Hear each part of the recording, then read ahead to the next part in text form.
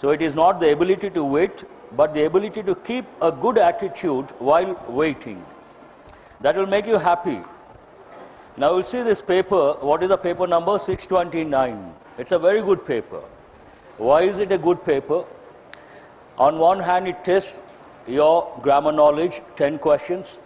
On the other hand, it tests your knowledge related to effective English, 10 questions related to phrasal verbs. So 10 plus 10, 20.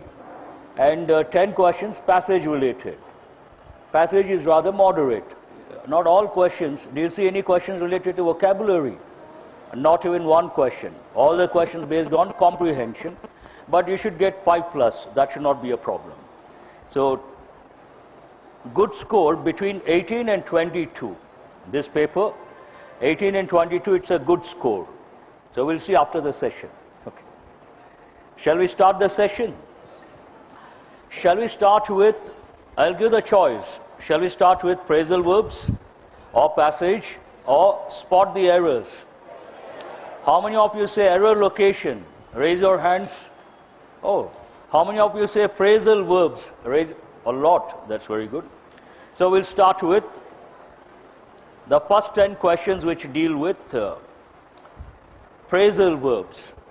Some of these questions, whether you know the phrasal verb or not, you can get the correct option using your grammar knowledge. Once you understand the context, you use your grammar knowledge, you can get the correct option. But not all the questions, about 3 or 4. Contextual awareness, grammar knowledge, whether you know the meaning or not, you can get the correct option. And today you're going to learn about how many questions? 10 questions. 10 into 1 in the given sentence and 3 options. That means each question, how many phrasal verbs have been used? 4. 10 into 4. Be prepared to write 40 phrasal verbs. Some of them are important, some of them are not important. Whatever is important, I'm going to tell, put a star mark. I will start with the first question. I'll read out the sentence. Then I will ask the question, you respond. I was in the middle of a sentence and he hung around on me. How rude. I was in the middle of a sentence and he hung around on me. How rude. Now first you underline, I was in the middle. That talks about, my first question, that talks about present context or past context? Past. Now you go to this hang around. Imagine you don't know the meaning. You ask yourself, is this in present or past? Why no response? What is the past of hang? Is it hung or hanged? Some people said hung. First you write the word hang. Then we'll go to the question. This is like a warm-up activity. Write the verb hang. It is both a regular verb as well as an irregular verb. What is a regular verb? It takes D or ED. What is an irregular verb? It doesn't take D or ED. As a regular verb, what are the forms? ED. So what do you get? Hang, hanged, hanged. And it goes with brackets, right? Persons. What is the meaning of that? To kill someone with a rope. Hang, hanged, hanged. Here it is a regular verb. What is the meaning of that? To kill someone with a rope. Now hang as an irregular verb. What are the forms? Hung, hung.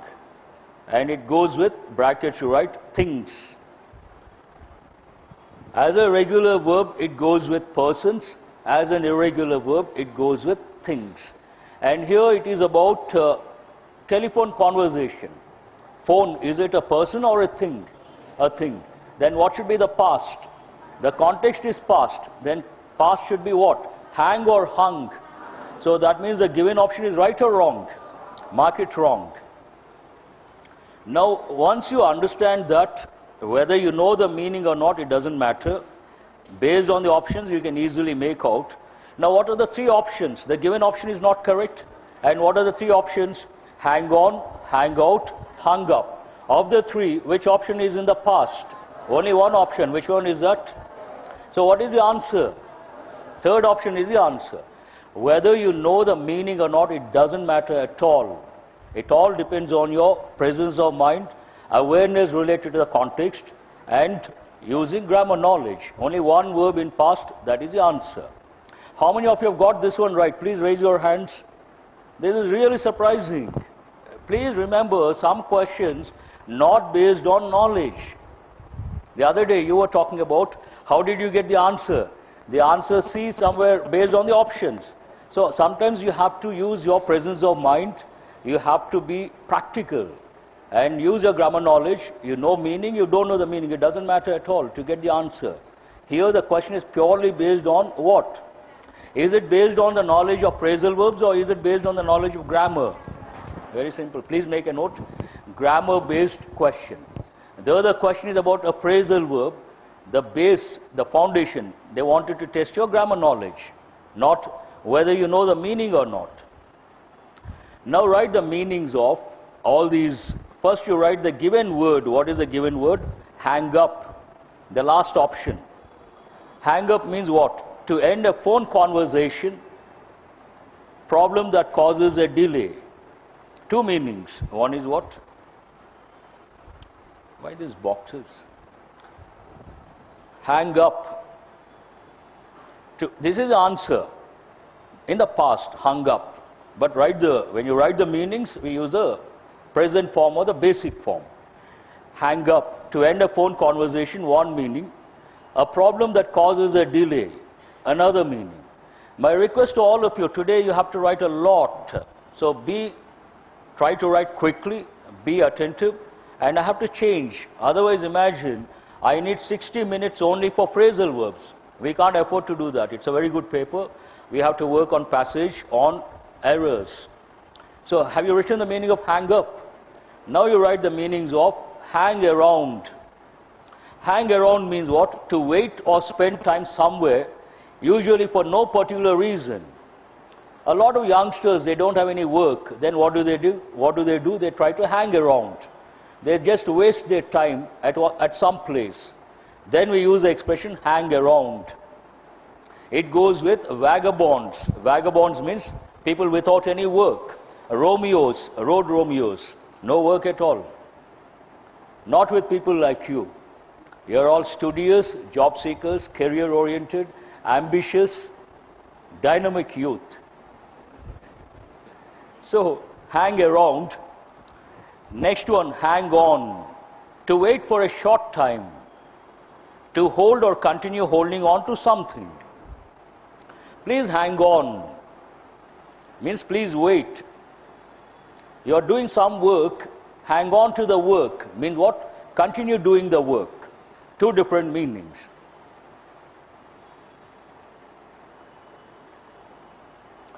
Hang out. All are important. Hang out. To spend a lot of time in a place or with someone. Hang around, no work at all. Simply wasting your time. But intentionally you spend your time at one particular place, usually with your friends for a long time. Then you can use it as a noun, the noun form. Then you say, it is our favorite hangout. Or adjective, hangout place. We usually hang out here with our friends. They all mean the same.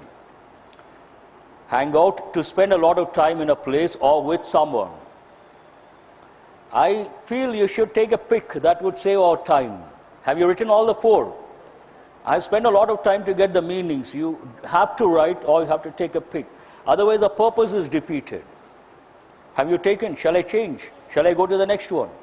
So this one is rather easy and it goes with, also make a note, this sentence goes with everyday English. Everyday English. Don't hang up while I'm speaking. He hung up while I was speaking. Everyday conversation. Now question number 2. He checked over the old car to see if it was worth buying. The context goes into, please underline the word was. Always you check, you come across one or two clauses, usually two clauses. Check the clause where you don't see the words in bold and see whether it is in present or past or future. Now this clause, if it was worth buying, this clause, what is the verb? Was. Is it in present or past? Based on that you can tell yourself the other clause. What is the other clause? This is the other clause. that should also be in past. So what is the given sentence? He checked over the old car to see. Do you find any grammatical error here? There is no grammatical error. The context goes into the past. Both the verbs are in the past. Now you have to decide based on the meaning. This is not based on the grammar knowledge. It is based on the meaning. Because the context goes into past, both the verbs are in the past. Check up on. If you know the meaning, you can respond. Otherwise, you cannot respond. Check through. Check with. Generally, check with goes with a person. Please check with the faculty member. Please check with the director. Please check with an authentic person. Now I'm giving the combinations. You could listen and write. Check with someone. Now here, how many of you have thought the given option, the given word or the given sentence is right? That's very good. The answer is the fifth option. What is it? No change required. Check over. To examine or to inspect. First you make a note. What is the answer? No change required. The given sentence is absolutely right. Now write the meanings of these phrasal verbs. First, check over. To examine or assess someone or something. He assessed or examined the car. Checked over the car. Check up. Examine so as to determine accuracy, quality or condition. It goes with information, data, statistics. Check it up.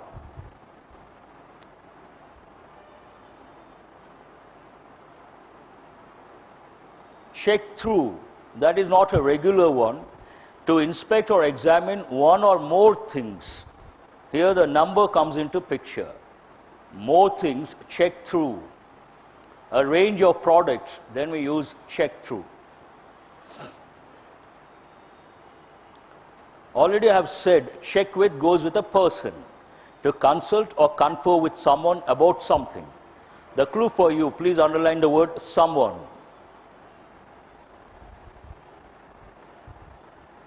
Check with someone. Check with is important, check over is important, check up is important. But check through is not a regular phrasal verb, not that important. Have you copied? Pick or you have written? Oh. Shall I change? Shall I go to the next one? No, I want you to respond for two reasons. One reason, very useful information. And second reason, information is in front of you. You don't write, that cannot be justified. If you have to get the same information on your own, you have to first squeeze in some time. Create, squeeze in, create. And you have to spend some time. Why to already have spent? Try to save your time. So, shall I? Fine. Easy one or difficult one? This one. A little difficult. I don't say very easy. Now question number 3. This is a bit difficult. You need to think this up carefully before you make a decision. First you underline the verb, underline the conjunction before. What are the two clauses? One clause with words in bold, never consider that one. The second clause, you make a decision. That is present or past? Present, you make a decision. It's a general statement. You need to think. What is the verb here? Need, underline the word need. That is also in present. You need to think this up. So here the verb, it is in infinitive form or basic form with to. To do something, to think up, to think over. But what is the main verb here? Need. Now think this up. Grammatically, do you find any error? If you don't respond, what do you want me to do? Who am I talking to? I asked the question, do you think it is grammatically right or wrong? What are you supposed to say? Either right or wrong. Now grammatically, is it right or wrong? It is wrong. How many of you say it is wrong? Please raise your hands. Why is it wrong? Tell me. Now if you think it is wrong, what is the verb here? Underline the verb think or round it off. In all the options, what do you see? This is not at all relevant. It is not a verb. So please strike off the third one, think on. It is not contextually relevant here. Now, do you see all the verbs in the same form or different forms? Then is it grammatically right or wrong? It is right. Grammatically, there is no problem. You have to decide based on the meaning. Now, there is a situation. What is the situation here? What is the context? You have to make a decision. Generally, before you make a decision, what do? You examine various factors. You examine various factors, then you take the final decision. Or you come to a conclusion. So, you have to take the option which reflects this particular meaning. If you know the phrasal verb, there is no issue. If you don't know, you cannot answer the question. Very simple. Now, what is the think this up? That is not the right one. Think through. Think through. Third one we have rejected. You have to decide between your gut feeling, perhaps it tells you think this up is not relevant here. You have to decide between the first option and the second option. Think through, think over. Think over means to spend some time on something. To spend some time on something. And think through, examine. In this context, what is the context? Take a decision. Will you spend some time or will you examine and take a decision? Examine. Based on that, what is the answer? Think through is the answer. Answer is the first option. I'll show the meanings, then you will understand. First, you write the meaning of think up. To devise, to develop or invent something from one's thoughts. Think up of something. Create something new. It goes with new thoughts, new ideas. Think up, to devise, or to develop or invent something from one's thoughts. It is not relevant here. Now we thought, think through, think over, think through. To consider or reflect upon something in order to arrive at a solution for thorough understanding of it. Now, think over means what? To consider or ponder something, to reflect upon something, but not to arrive at a solution. That is a subtle difference between the second and the third.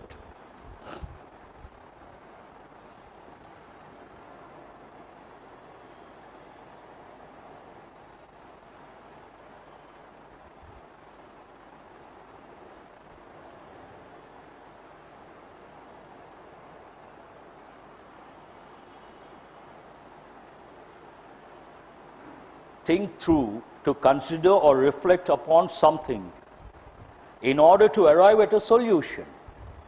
That is a key clue for you. Think over, to consider or ponder, just to think, that's it. Are you convinced? What is the answer? You know the meanings, what is the answer? Is it think through or think over? Think through, because the context talks about what? A decision making. You have to arrive at a solution after considering certain factors. Have you copied? Now question number 4. This is based on common sense, presence of mind, grammar knowledge. My boss really stuck it to me when I arrived late to work for the third time this week. This guy is regularly late, looks like that. And underline the verb in the second clause. What is the verb? When I arrived late to work for the third time this week. Now the given clause, my boss really stuck it to me. The context is past. What is the verb here? Stick. What is the past form? Stuck. So is it grammatically correct? Say yes or no. Grammatically, no problem. Whether you know the meaning or not, that doesn't matter based on the options. Now we'll see the options. What is the verb here we have thought? Stick. Stick, first option. Stick, second option. Stick, third option. What is the answer? No change required. The context goes into past. Only one verb is in past, that is in the given sentence. So what is the answer? The given sentence is the answer. No change required. How many of you have thought of this and got it right? Please raise your hands. This is surprising. Please remember, nowadays, 2017, IBPS started asking questions about phrasal verbs. Many candidates got the shock of their life. They felt jittery while taking the exam, and they didn't know how to handle phrasal verbs. And last year also, IBPS asked a lot of questions related to phrasal verbs. SBI usually they ask questions related to idioms, IBPS related to phrasal verbs. And general perception, if you take phrasal verbs, a lot of candidates, those are reasonably good at English, even they are not good at phrasal verbs because they're very difficult to learn, they're very confusing. A lot of them are there to learn. Imagine you learn about 500 phrasal verbs. After that, there's no guarantee you're going to get from one of them in the exam. There's no guarantee. Whereas, if you learn about 500 idioms, there's every possibility you get about 2 or 3 idioms from that lot. That way, they're very difficult. But those who set the papers, they know the limitations. They know that a lot of candidates are not good at phrasal verbs. They know that, generally speaking, a lot of language learners, those are reasonably good at English, they are not good at phrasal verbs. And they also know that it's very difficult to learn a lot of phrasal verbs. Keeping that in mind, if they give 10 questions, they make sure that at least 3 or 4 questions are not based on the meaning, based on presence of mind and grammar knowledge. That means what? There are 2 situations. In the exam, you see 10 phrasal verbs. A typical reaction, fight or flight, you take the flight mechanism. Means what? You panic, you switch off, you don't touch those questions. Second, fight mechanism. You tell yourself 10 questions within the stipulated time period, not practically possible, very difficult. So at least a few questions could be easy based on grammar knowledge, based on presence of mind. Then you look at the questions very carefully. At least 3 or 4 questions you find where you don't know the meaning of the phrasal verb, but based on presence of mind, based on grammar knowledge, you can get the correct option. Now, had you used that particular approach, today I'm sure a lot of students would have got this one right. Do you understand what I say? Hope you got the message. Now, what is the answer here? Now we'll see the meanings. First one, stick it to. What is the given one? Stuck it to. The same one I'm giving the meaning. Stick it to. In the past, stuck. Treat harshly or severely. Naturally, your boss, you come 3 times, thrice a week late, will he welcome you with a red carpet? Will you get a red carpet welcome? No way. He will treat you harshly or severely. Stuck it to. Treated harshly or severely. This is an important one. Please put a star mark. Stick to. Stick to your values. Stick to the schedule. Stick to your commitments. Means what? Adhere or cause to or adhere to. Adhere means what? Stick, implement, accept. Not moving away from something. Stick up for. This is very rare. To defend or show one's support for someone or something. Stick up for. Generally we say back up, back someone. Stick up, very rare. And what is the 4th one? Stick something down, to fasten something down as with glue or paste. This is everyday English. This you could remember. Stick something down.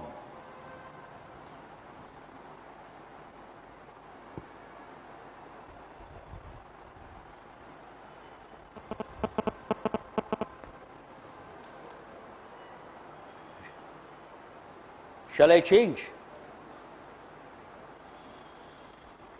Yes? Question number 5. I ran out of my English teacher at the movies last night. First you underline the time phrase, last night. Last night, which tense? Past tense. But here, run, ran, run. It could be the present, it could be past participle. So, she is so nice. Now we'll see the options, only then you can. Run off, ran into. Last night, past tense, the verb should be in past. So run down. This is based on meaning or grammar knowledge? Grammar knowledge. So only one verb is in past. Last night we have to use the past tense. Only one verb is in past. Which one is that? So what is the answer? Ran into. Now how many of you have got this one right? This is also very surprising for me, really surprising. Pure grammar knowledge and presence of mind, you don't have to know the meaning. Last night, which tense? Past tense. Only one verb in past, that is the answer. Is it difficult? Not at all. Fine. Write the meaning of run out of. All these are very important, please write. Run out of means to finish, but generally we say to use all of something so that there is none left. Run out of, to finish or use, generally use, or sell all of something so that there is none left. Please write one expression, a run out of ideas, a run out of money, a run out of resources. These are the typical combinations. I ran out of ideas. Means what? I used all my ideas. I ran out of money. Means no money. I'm broke. Run off. This is an important one. At the time of elections, they use this one. And this goes with everyday English. Run out of. Run off means what? There is a stalemate or something like a deadlock. Then at the time of elections, they conduct the elections for the second time to decide the winner. Then we use the word run off. So a further competition, election, a race, etc. after a tie or inconclusive result. Generally it goes with election. Rarely a race, competition. Imagine election, two candidates, they get the same number of votes. Then it's a tie. Then they go for a runoff. Means what? They conduct elections one more time. Have you copied?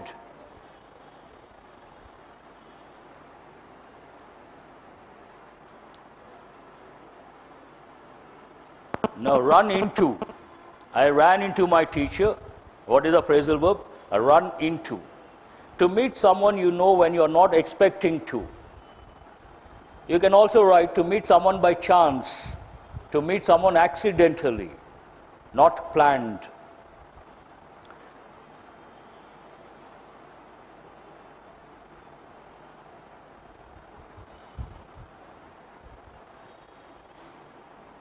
This also goes with everyday English. Generally we say, I ran into my childhood friend in the theater. Means I met him accidentally. A run down, a reduction in the productivity or activities of a company or institution. A run down. It has got another meaning. Please write another meaning of a run down, backward, backward. Not developed, backward or not developed. So, write one expression, a rundown area or rundown neighborhood. A rundown neighborhood. If you go to the US, some of the neighborhoods, they use the expression a rundown neighborhood. Means very backward. Usually blacks live there and they're very dangerous. There's one more word for that, ghettos. Ghettos, ghettos. Rundown areas, backward areas. Shall I move on to the next one? Question number 6. Mark pulled down too quickly and crashed into the wall. Please underline the word crashed. That is a verb. Which tense, which form is it in? Past. Now here pulled down, should it be pulled down or pulled down? The verb should be in past. Now how many options are in past? Now we'll do it fast. Only one option, not based on knowledge of the phrasal verb, based on grammar knowledge and presence of mind. So what is the answer here? Second option, Mark pulled down, pulled in too quickly. Imagine they give something like pulled through, pulled in, pulled out. You cannot answer. They know your difficulty, they know your limitation. So this question, whether you know the meaning or not, you can get 1 mark based on grammar knowledge. Very simple. Now write the meanings of these phrasal verbs. First you write pull down. Pull down means to force, drag or haul someone or something down to the ground or a lower level. Pull down, drag someone or something down, force.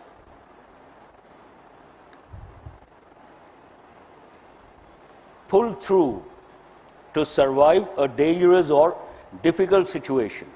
This is an important one. He could pull through the difficulties.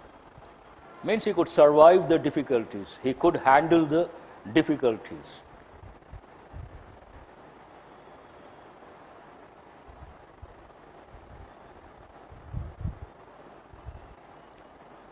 Now what is the third one? The answer goes with the third one. In the past, pulled in, pull in, to drive up to and park at some location.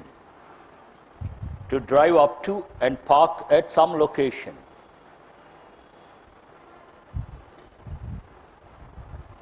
The last one you all must be knowing, sports lovers, pull out means what?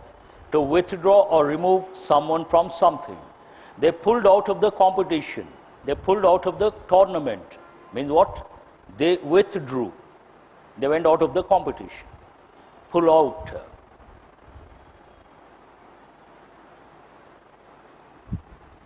What is the question number 6? Already 30 minutes over. Shall I change? Shall I move on to the next one? So question number 7. Everybody said she would never finish the puzzle. But there's an error. Please take it to, place it between keep and down. First you shift the pronoun it. She keep it down. You should read that way. Everybody said she would never finish the puzzle, but she keep it down until it was done. Now underline, it was done. Hope you guys are listening attentively. So is it present or past? Past. Then here what is the verb? Underline the verb keep. Is it in present or past? Present, but it should be in past. How many options are there in past? Only one option. Which one is that? So what is the answer? Third option is the answer. Kept it down until. Now write the meanings quickly. Keep down, to maintain something in a lowered position. Keep down, maintain something in a lowered position. Keep it down means take it down, lower that one. Keep out, to remain or cause to remain outside. Keep out of this fight means what? Don't get involved. Keep out of some problem.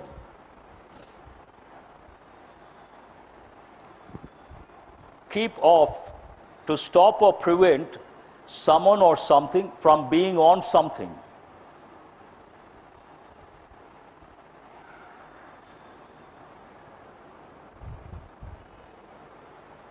Keep off. Generally keep out, it goes with problem, a fight, a clash, those. Keep off some activity. Keep off some activity. Both are different, but both convey in a way being away from something. Keep to, stick to or adhere to.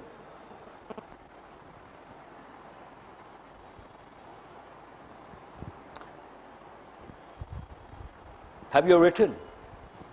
Shall I move on to the next question?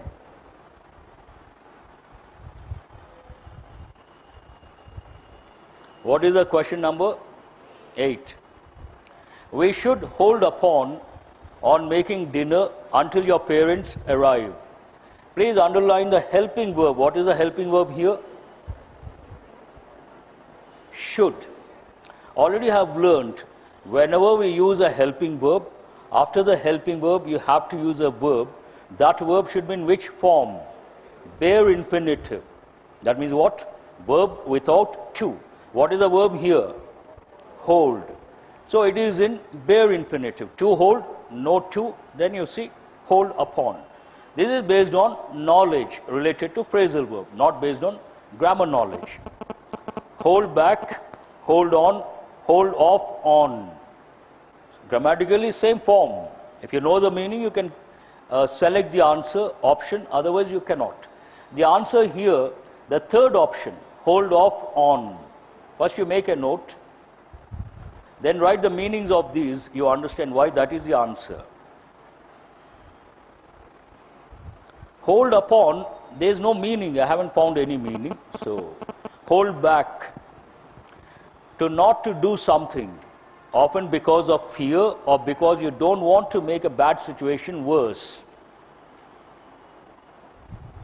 Hold back on doing something, means not to do. Not to do something.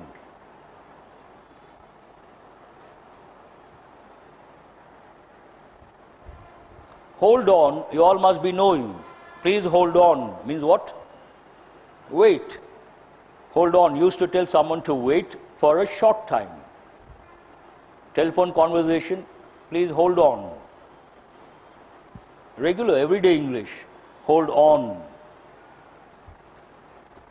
Hold off on. I said that is the answer, right? So what is the meaning of that?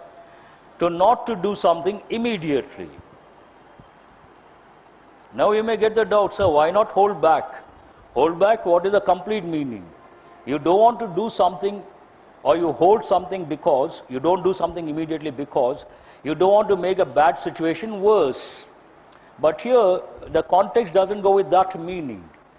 It goes with simple meaning. What is it? Not to do something immediately, to wait for some time. And what is the context here? Making dinner, that is not something like bad to worse, nowhere related. So what is the answer? Hold off on. But very difficult. This is rather difficult. You don't need a computer. Question number 9. You don't need a computer.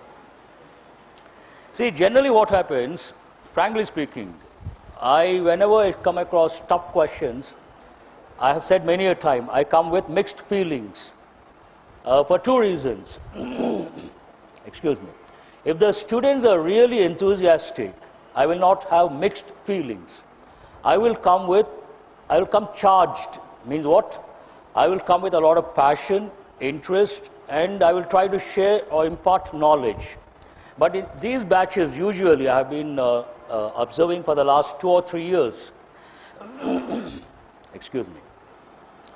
Many a time, we get a tough paper, I start explaining, students switch off, or they don't listen, and they start talking, they start doing something else. That is not acceptable behavior, for 2 reasons. One reason, you don't know something, faculty is in front of you, he is trying to enrich your knowledge, you learn, you get enriched, that's why you are here.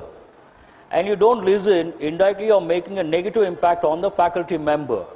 No faculty member will be happy when he or she sees the students not listening, doing something else, giggling, laughing, discussing, or doing something else, or yawning.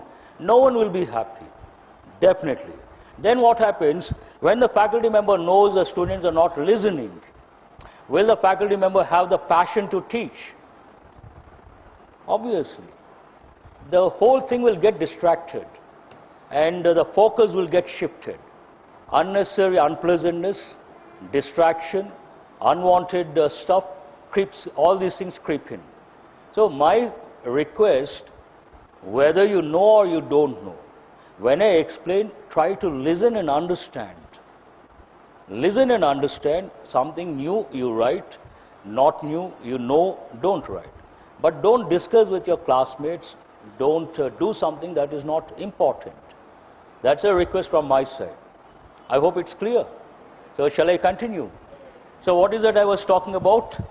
You don't need a computer. You can get around the typewriter. This is a bit difficult. You can get around. Does it sound right or wrong? Generally a thing, then you have to use a preposition with. Common sense. Now we'll see the options. Get by with. Underline the preposition with. Get by on. We don't use the preposition on. Get away with. Underline the preposition with. Now you have to decide between first option and the third option. If you know the meaning of the third option, you can easily decide. What is the meaning of the third option? Get away with. To escape punishment. Write the meaning of that. I think it is there. Don't write. Wait for a few minutes. Escape punishment. So does it go with this context? It goes with using a gadget. What is a gadget here? Typewriter. So what is the answer based on that? You can get by with. Clear? Now write the meanings of, which option is that? First option is the answer. Now write the meaning of get around.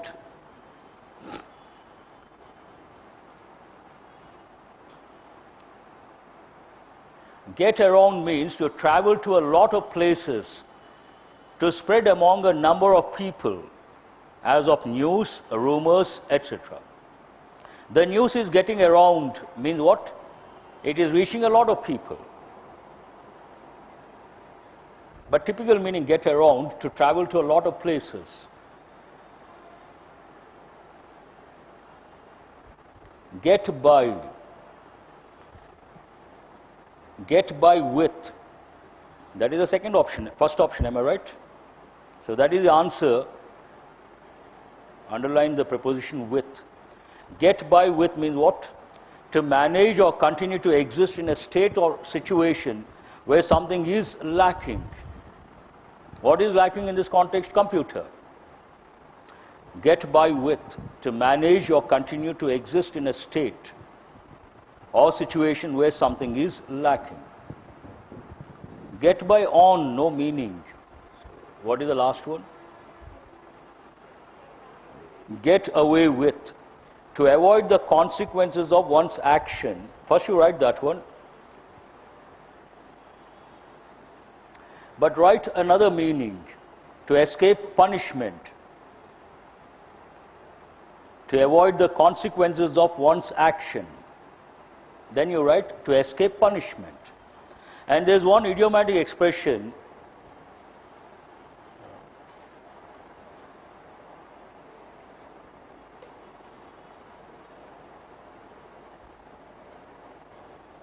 To go scot-free.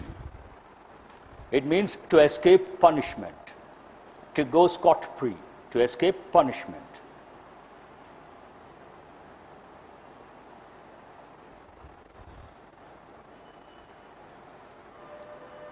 You got the answer? From what to one generation to another generation, from one generation to another. Any error? So what is the answer here? No error. That is the answer. But how many of you have got this one correct? Raise your hands. I appreciate those students. Do you know why? Generally, you need guts to choose a fifth option. It is not easy. No error. You will back of the mind, you have the doubt. Why will they give this one? Why will they give the correct sentence? Perhaps there is an error.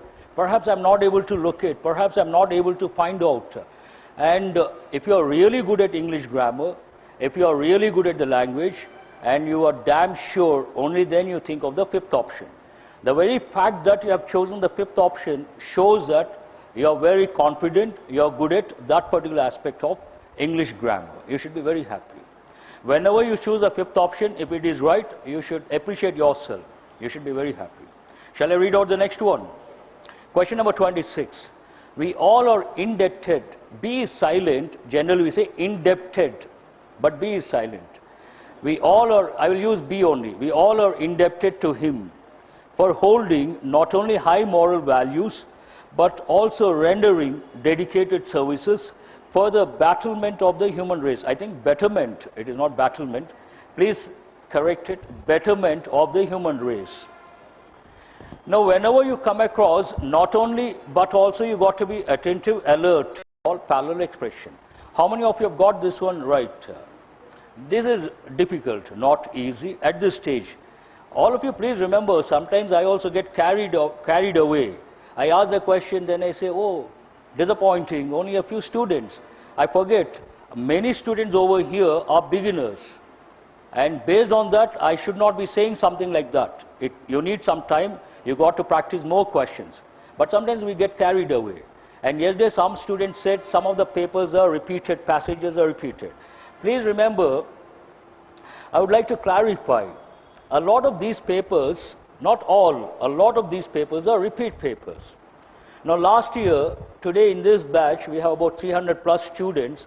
If you talk in terms of percentage, 20% senior students.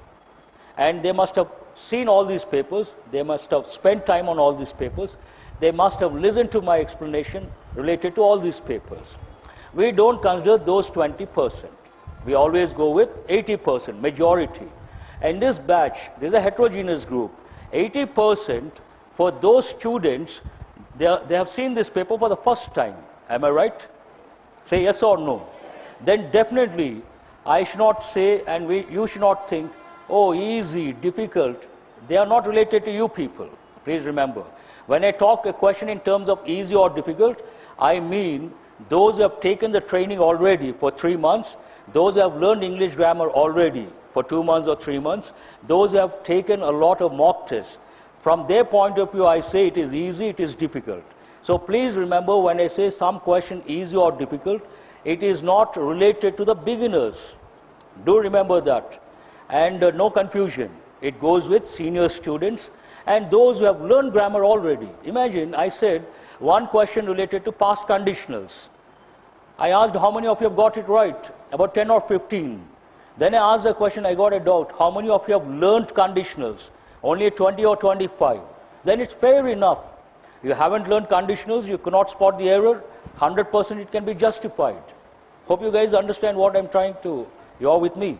Then, another situation, we have a few senior students, we have those who have learned grammar already, that means they have learned conditionals.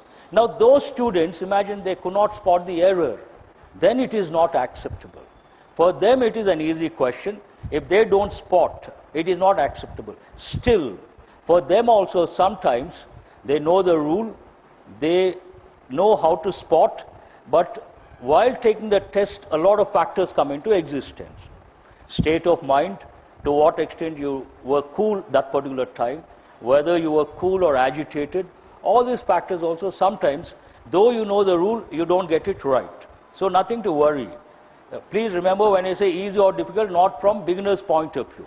I hope the message is clear. Yes, sir. Fine. Thank you. Now, what is the question number? Why I had to speak for 5 minutes? Otherwise, what happens? Some students wonder, what is this? He says, easy question. What is this? He says, we should get 20 plus. We are not getting 10 also. Where is the problem? Is the problem with the master or with us? Definitely unnecessary confusion, unnecessary headache.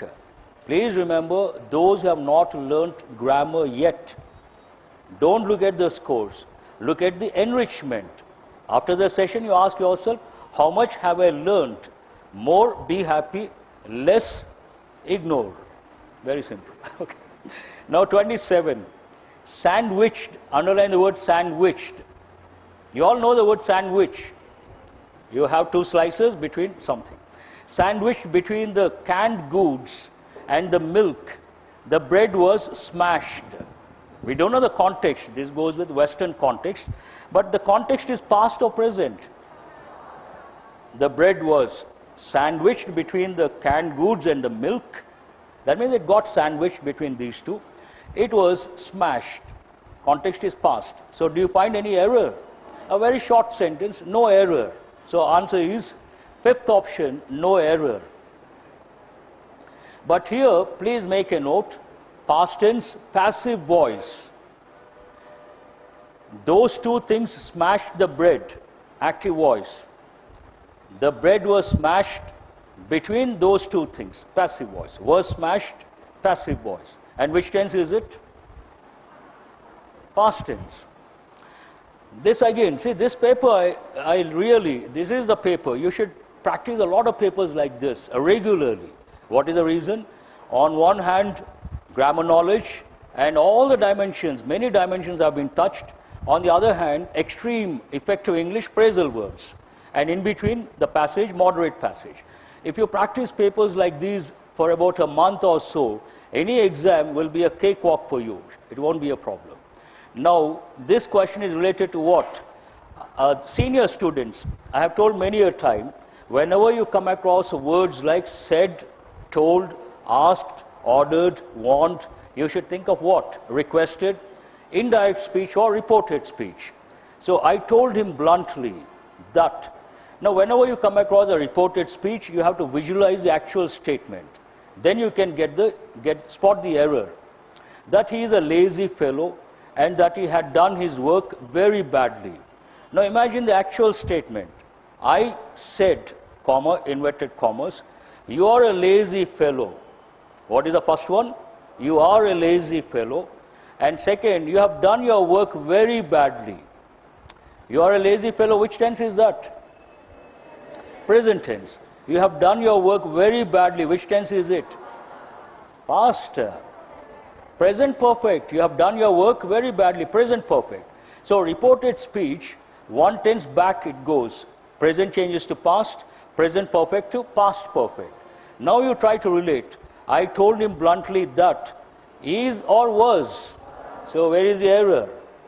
Present tense, you are a lazy fellow, present tense. But when you change, it changes to past tense. I told him bluntly that he was a lazy fellow. He was. Please write was. He was a lazy fellow. And you have done the work. You have done your work very badly. Present perfect changes to past perfect. And that he had done his work very badly. He had done his work. Which tense is that? Past perfect. There is no error here. So what is the answer? Where is the error? Second part, he is not correct. He was a lazy fellow.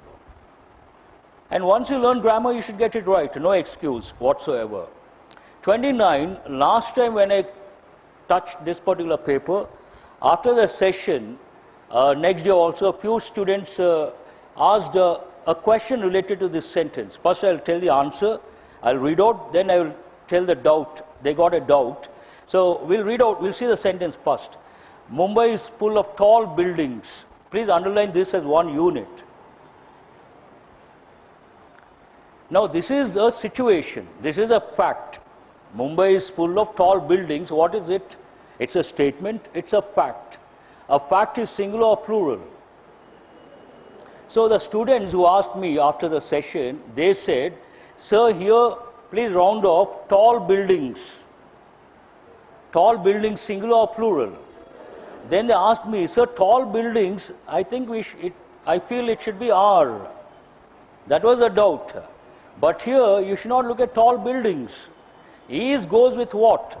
Is goes with the fact related to Mumbai city. What is the fact? Mumbai is full of tall buildings.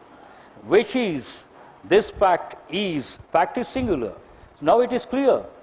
Buildings is not, you should not consider buildings. You have to consider the fact. What is the fact? Mumbai is full of tall buildings. Which is, obviously singular verb. At once, its strength as well as weakness. Depending upon how, now in this clause, please underline all this as one unit.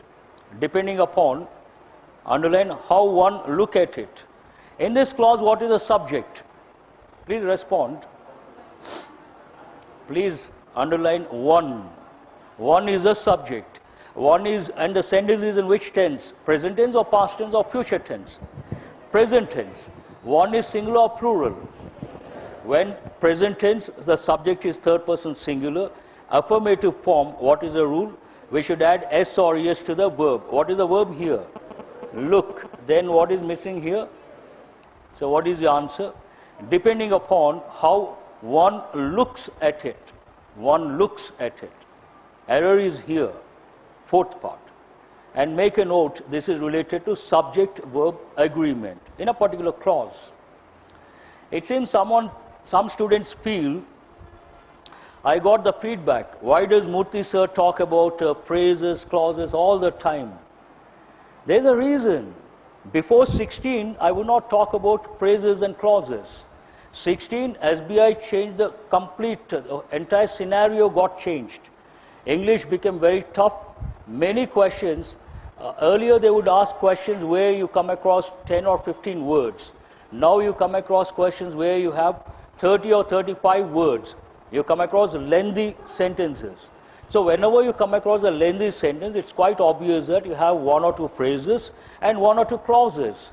Now imagine you come across a sentence where it has one or two clauses and one or two phrases, and you don't know what a phrase is and what a clause is. What will happen? I've seen many batches. What will happen? They take the subject from one clause and relate to the verb in some other clause and look for the error. Will they be able to find out the error? No. Then once you know the phrases, the clauses, whenever you come across a lengthy sentence, you have to divide the sentence in terms of phrases and clauses. Take each phrase, take each clause, and look for the error. Now, previous example, you know that depending upon what you ask the question, how one looks at it, you have the awareness. One looks at it, there is a verb, it makes complete sense, that means it's a clause. And what is the subject in this clause? You tell yourself one. Then you know for yourself it is present tense affirmative. Then you recollect the rule, because the subject is singular, we should add s or es to the verb. If you don't have that awareness, you may look at, as I said, tall buildings. You take tall buildings and you relate to is. 90% candidates in this question, they choose the second option. I can give in writing across the country. What is the reason? They use a logic. What is the logic here? Mumbai is full of tall buildings which are. Oh, sounds logical. Buildings are. So right answer, second option. Now you have the awareness, Mumbai is full of tall buildings. Pause. What is it? It is a clause. It is a clause again. Full of tall buildings is a phrase. But is full of, that's a fact. This fact is singular or plural. Then the next sentence talks about this fact. Then we have to use a singular verb. How you analyze a sentence is very important. Please remember, when I read the sentence, I have my own style. One reading, I know where the error is. Based on what? I use certain techniques. I read the sentence in terms of the time phrases, in terms of the phrases, in terms of the clauses, in terms of the word forms, in terms of tenses, all these grammar topics. So one reading, I know where the error is. If you are not aware of all these, generally many candidates, they know the tenses, all these, not a problem. But where is the difficulty? They don't know the phrases, they don't know the clauses. Once you learn them, because they are important these days, they are very important, then you have the competitive edge. Then you get marks. You are one among many. Do you have the competitive edge?